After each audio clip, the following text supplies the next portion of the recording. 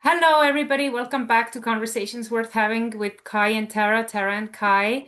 Today, we're going to talk about everyone's tired and no one wants to admit why. I will start this one with a question to Tara. Are you Oh, tired, Tara? no, not right now. Oh, good. What time is it in California? It is 9:39. 9:39 Yeah. I'd love to be a.m. sleeping still right now, but yeah. You would be sleeping? Oh yeah, if I didn't have kids and work, I'd be sleeping right now. To be fair, my child is actually now 18 and not a child, but Yeah, but I'm still still, I they're still have always to I going still have to get her through high school and so I wake up for that, but it's all right. to. So, we're going to talk about um, So let me ask you, are everyone's you tired? Everyone's tired and no one wants to admit why. I know why I'm tired. Okay. Do you admit it to folks? No, There you go. uh, Why don't people are you? like, people are like, oh, she always has so much energy. She's so extrovert. She never gets tired. That's what I think people say. Because I just feel like it's almost something you are not allowed to admit if you're tired, especially as a woman. Yeah. I feel like we're not allowed to be tired because nobody else is going to do the things we need to do if we're tired. It doesn't matter. That's what I feel. I mean, Yeah. I don't know if it's the truth, but I feel like when a man is tired, they'll just be like, "Oh, I'm taking a nap." And like there's no guilt, there's no question, there's no let me do these things for you before I take a nap. It's like, taking a nap. And that's the end of it. If I would be like, "Oh, I'm gonna take a nap," I would have so much guilt. Like I could be taking the kids to the park, or I could there's all these other things I could be doing for other people. Like why would I take a nap? Like how dare I? Also, I'm good with taking naps. I don't feel guilty. That's probably why I'm not as tired. But I mean, in my mind, it's just about boundaries and saying, I need rest. My rest is important. My value is not connected to all of the things that we do or don't do in a day. It's okay if we need rest. But I do understand your point. I think a lot of people feel guilty doing what they need to do for themselves. We also have to include with people being tired, sometimes there's a fatigue from the state of the world, how we're expected to drive and work, and the expectations that are put on us, the just the state of everything can just it naturally drain you. That's one of the reasons people are going to be so tired. Some people have underlying medical stuff. They might not even know what it is. Most of us aren't eating well, anemia, difficulties with allergies. Oh, take your pick of all the I different know reasons. it's exhausting. Like I'm sorry everybody, you're listening in and it's already like, whoa, this is overwhelming. But I think the homeschool community, especially the moms that are teaching, I think that kind of community is the most guilt driven because we are in charge of our children's education. So that will put a lot of pressure on you because you are going to, see if you're measuring up. And then if you have any kind of co-ops going on, like co-op, I've never done a co-op so far, but co-ops is basically like once a week you go with your children and you teach one subject and other parents teach another subject. So that's called the co-op. And it's like between that and the homeschooling, and we have martial arts 4 times a week, we have baseball twice a week. How can I possibly like not feel like I mean, spread so thin where I didn't even realize that you can spread yourself so thin. Like, why do we do that to ourselves, especially as women? Again, because sometimes we've connected our value, our worth to it. It's built up over time. We may not have nurtured a good, healthy support system. There may not be a support system to nurture. Some of us are not blessed enough to have friends and family nearby who jump in and take care and help. What else can you do? Like kids have to learn, food has to get bought, work has to happen. What else are you going to do? So, I mean, there's reasons that has happened because I think we talked about it in a different podcast, different episode, that the lack of community that we currently are all facing, that Oh lack yeah, of course, we're all exhausted. We're trying to literally do everything on our own. We were not designed to do it that way. Humans are designed to be a community, a pack. That doesn't mean we don't like going off by ourselves to do things. Sure, we can all go off by ourselves to do some of it. But for the most part, we were designed to be a community. And community has been eroded quite a bit. I agree. I've never felt well, I have felt lonelier, but I just never felt more or less supported. Um, If you want to be my friend, our email is conversationswithkaiandtara@gmail.com. If you want to be my friend, that's how all other subject about making friends as an adult. Yeah. Because holy Yeah, good moly, 4 years to find a healthy friend support group where I'm at now. 4 years, that's not bad for an adult. That's a short I had to put a lot of effort into a it. lot of effort into it, see? Because we recently I always like to do amazing things. In my head, they're super amazing, but then I look videos past them and I'm like, well, it was definitely just in my head because I did a choreography to Spice Girls not long ago when I invited along my friend Monica, who will be hopefully on my podcast one day. She's incredible. She's a veteran. She's still active duty. And why I wanted to go there because we went to this amazing stand studio, do this choreography. Me and her walk into the door. I swear to God, it felt just like high school. All these incredible women who are also mothers themselves. They're all beautiful, all incredible, all doing their own thing. Looked us up and down like, who are these strangers? We're still doing that as women. Like, are you kidding me? I want to be that 90-year-old saggy lady one day, like saggy sack, who's like, hey, who can I mentor?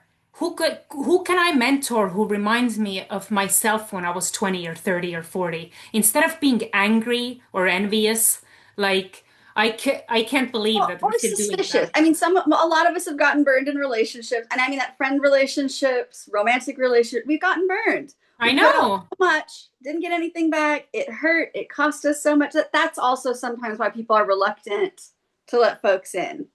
I get it, but that doesn't actually help everyone, and it helps us when we actually say, "Here, how can I? When I have the ability to do it, who can I reach out and help?"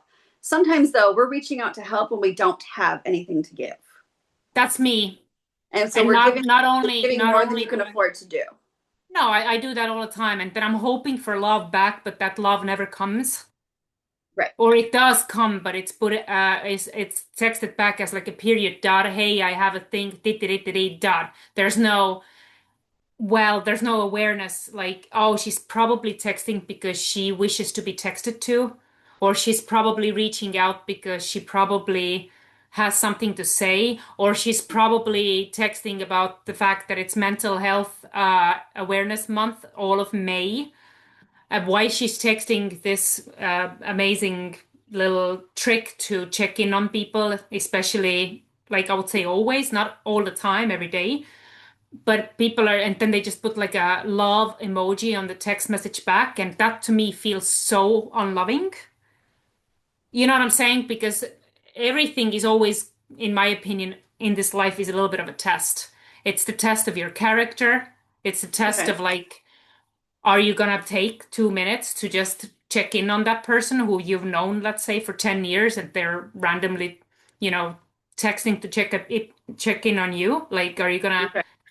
say something back that's not just abbreviations like LMK, let me know. LMK, like you, if you give me a K or a LMK, oh, that's another one. We're gonna do what grinds my gears one day for a text I don't know for that we a should. podcast I because don't know if we should.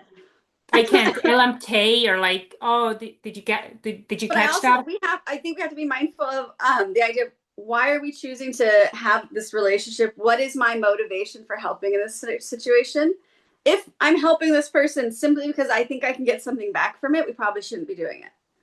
If I'm Mm, doing it because this is going to give me a sense of gratitude, it's going to give me a sense of what is the word? But since it makes me feel good about the state of the world that I can help you, or I can ask for help in general, and someone wants to help me, that makes me feel good. mm. But if we're doing it because I think there's going to be some return on my investment at some point, we want to be mindful of that. That's Why me. goodness. That's where I have a flaw. I can't Well, love people for just existing. I I think you love have in the past, but I think it's cost you a lot, and I think you're choosing to be more selective or trying to choose someone that it's going to be more beneficial. But that doesn't always pay off the way we're hoping for. no, not at all. Not at No. all. I've learned that I think the podcast is fantastic because it is titled, everyone's tired and no one wants to admit why. And I'm going to admit why I'm tired. Over the past 39 years, I have put other people above myself because I felt like I don't even belong to me. Yeah, If that's a that makes any sense. I almost feel like I'm existing solely, how you say it, solely, SOLEY in English, solely. Yeah. yeah, I'm existing basically because I'm there to serve others. And that's because of like a little bit of sexual trauma that I had that we will dig into. And by the way, this is not for, kids under the age of 16, but I'm not graphic about it. And that's for bad relationships in the past where I was there to serve them yeah. no matter what. I Right, was there to serve them, to make them feel good. It didn't matter if I said a no or I don't want to. It didn't matter. right. So I think There's I'm a so, history of trauma with you that has programmed you to believe this is how humans interact and this is the yes. way for survival. And you have to watch out for humans. They are most likely dangerous, especially if they're male. Right. And that's my And brain. and so we have to guard our safety, guard ourselves. That Gift of Fear, again, would be a great book for you to check out and consider on that one. I'm Because there's going a to. benefit to it. There is a benefit to our anxiety and our fear, but we want to make sure it doesn't take over and we're still making good choices and be able to trust our gut on that so that I we have a can lot of have gut to healthy trust. boundaries. I'm almost 40. I'm 44. I don't know why you keep I saying know, stuff. but I'm saying like my gut it talks to me all the time. Like beautiful children come out of here. I'm just, how you doing? Make little funny faces. I'm proud about it. My Yeah, body and your body and everybody's body is incredible. But I am working through all those patterns yeah, and I would en I would encourage one day to also make a podcast about a mock. I want to do a mock session on just general questions on how it feels to come to therapy because of gotcha. how much how like culturally when I came to the United States culturally I had no idea I'm allowed to actually talk about the fact that for 2.5 years I was in a mentally and physically abusive relationship. I had no idea that you're able to be like, I was basically the victim and I can't like be without Okay, no, alcohol. I yeah, had no idea. People talk in America like, what? And they talk a lot about every emotion that ever comes through their head. but There's not like, everybody does, which is part of why so many people are tired. But it's not just that; it's that we even if we talk about it, what's going to be the solution? Who's going to help? Because talking about it is exhausting too. I've had therapy sessions where at the end of it, you're emotionally, mentally drained. And I mean that as the participant, not as the therapist. yes, Participant in therapy where I'm like, oh my gosh, sharing all of that, I'm now exhausted. Like I could literally take a nap right now. yes, That's how tiring it because is. you have to relive, relive, relive, relive. And you don't have to with all types of therapy, by the way. There's different mindsets of therapy that you don't have to relive all your trauma. However, it's still difficult to go to therapy and do the work. It can be tiring. So we say one of the ways to not be tired is to set down your burden, share it with someone, but also doing that is tiring. So it's hard to feel like you in. Basically, in life is like you're doomed if you do, you're doomed if you don't. You might as well do what makes you happy. Is that what you're saying? Not quite doomed, but there's going to be a cost. You're going to be tired. There's going to be work involved. It's going to be tiring. Choose the like what feels like it's going to work best for you. Some people choose exercise. You choose exercise. I do not choose exercise. Oh my. I do not choose exercise regularly, even though I need to choose it more often these days. Not because I think it's bad, but because it's tiring. Yeah, exhausting. I don't want It's to do that exhausting one. in a good So, way. but we all choose differently because for some people, that kind of tired helps them Hmm. to do that. Keep I doing it. know. It Other helps people, it's me. not going to. But I think my message to you is we all have to take responsibility for it. No one's going to help us not be tired on their own. They're all tired. We're all tired. We have to take responsibility for our own individual tired. And sometimes that just means having good boundaries. It just means telling people, oh, unfortunately, I love you, but I can't do that. I hope we're I that. don't know how to do that with certain people in my life. I feel like they get very offended and they start blaming themselves for something they feel they've done wrong because they haven't done the work on themselves. Or Okay, maybe it's then my delivery. Like, I don't know how to talk beautifully like you, but it's like, hey, I'm tired. I'm gonna take a nap. And it's like, what's wrong? But nothing is wrong. The fact that you're asking me that something is wrong is pissing me off. How do I, what? You know what I'm saying? Am I making sense on that? And let's look at beautiful Tara again as my Um, internet is gonna come back in 2 seconds. There it is. you're back? Yep, Okay. So I'd say we have to heal our triggers. So if the trigger is someone saying, "Oh, what's wrong with you?" We know that that hits something inside of us. Let's look at why does that hit something inside of me? What could we say instead? And then come up with a response. What did I used to tell you to say? That's one way to that's an handle it. idea. That's an idea. That's one way.